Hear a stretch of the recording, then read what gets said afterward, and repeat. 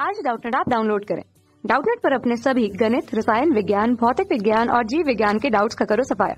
बस प्रश्न की फोटो खींचो, एक ही प्रश्न को क्रॉप करो और तुरंत वीडियो सोल्यूशन पाओ।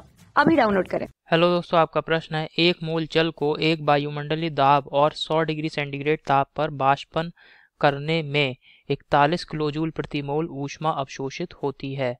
यदि जल बाष्प को आदर्श गैस माना जाए तो आंतरिक ऊर्जा परिवर्तन ज्ञात कीजिए। तो चलिए इस प्रश्न को हल करते हैं। तो दोस्तों यहाँ पे जल दे रखा है, हमारे पास क्या है, जल है H2O। ये किसमें है, द्रव अवस्था में है, और इससे दोस्तों ये बाष्प अवस्था में यहाँ पे परिवर्तित कर रहे हैं हम इसे। H2O किस में बदल रहे हैं दोस्तों, बाष्प अवस्था में, अर्थात ये गैसियस अवस्था में बदल गया।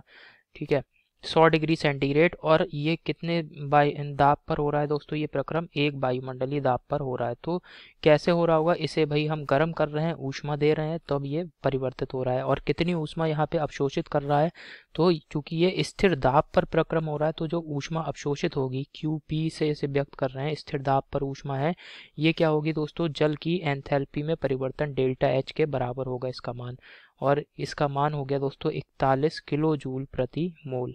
समझ में आ गया आपको। अगर स्थिर दाब पे कोई प्रक्रम हो रहा होता है तो उस समय जो भी हम प्रक्रम के दौरान ऊष्मा अवशोषित होती है वह एंथैल्पी परिवर्तन को व्यक्त करती है। अब यहाँ पे दे रखा है, यदि जल बाष्प को आदर्श गैस माना जाए तो आंतरिक ऊर्जा में परिवर्तन हमें ज्ञात करना है। तो आंतरिक ऊर्जा में परिवर्तन डेल्टा U का मान हमें ज्ञात करना है। तो यहाँ पे दोस्तों सूत्र होता है डेल्टा H बराबर delta U plus delta N R into T.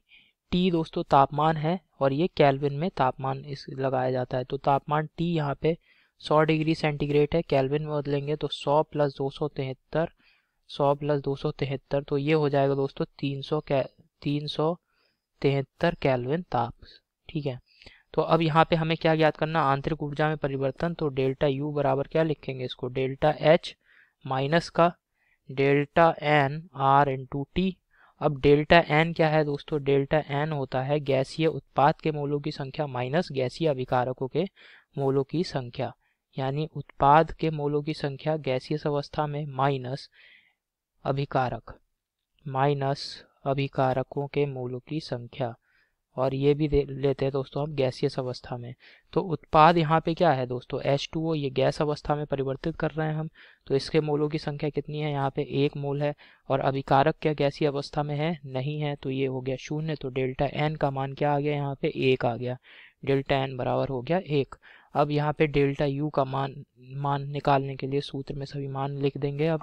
तो डेल्टा H का मान कितना है दोस्तों, 41 किलो जूल प्रति मोल है, तो इसे जूल में परिवर्तित करेंगे तो 41 और 1000 से इसमें गुणा कर दिया, 41,000 माइनस डेल्टा N का मान 1 हो गया।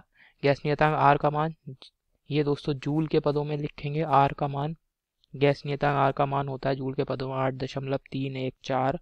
तापमान T कितना है, 373। इसे हल कर लेंगे तो आंतरिक ऊर्जा में परिवर्तन का मान हमें ज्ञात हो जाएगा। हल करने पे दोस्तों आंतरिक ऊर्जा में परिवर्तन डेल्टा U का मान आ रहा है 37,898.87 जूल प्रति मोल।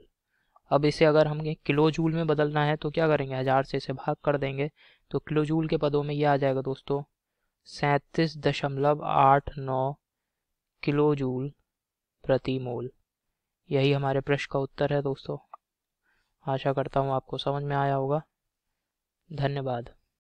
कक्षा 6 से 12वीं से लेकर नीट, IIT, JEE वो एडवांस के लेवल तक 1 करोड़ से ज्यादा छात्रों का भरोसा।